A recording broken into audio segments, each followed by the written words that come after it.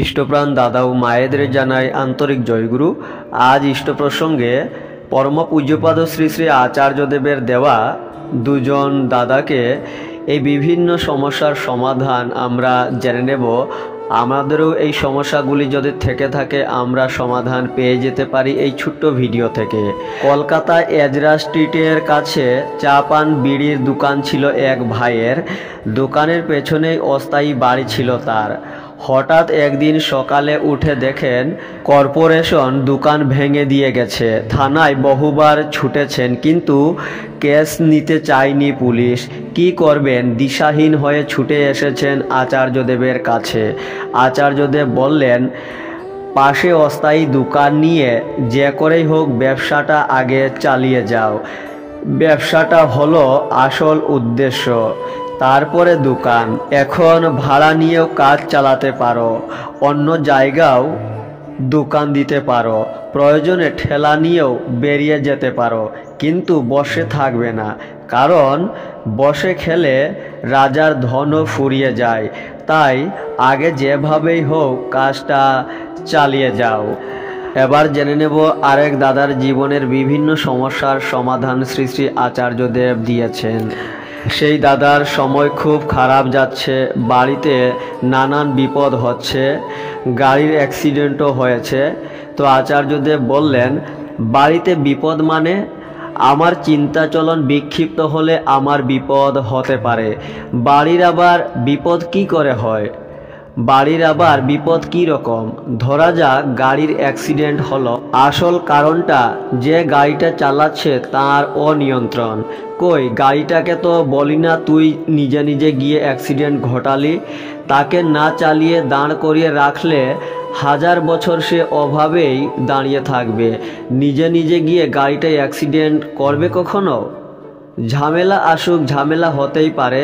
মনকে বলবে এটাই তো তোমার পরীক্ষা, যে তুমি ঝামেলা থেকে কিভাবে মুক্ত হবে।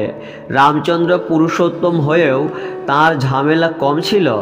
সর্বশক্তিমান ঈশ্বরকেও মানুষ রূপে মানুষের যা কিছু ঝামেলা সব উহাতে হয়েছে।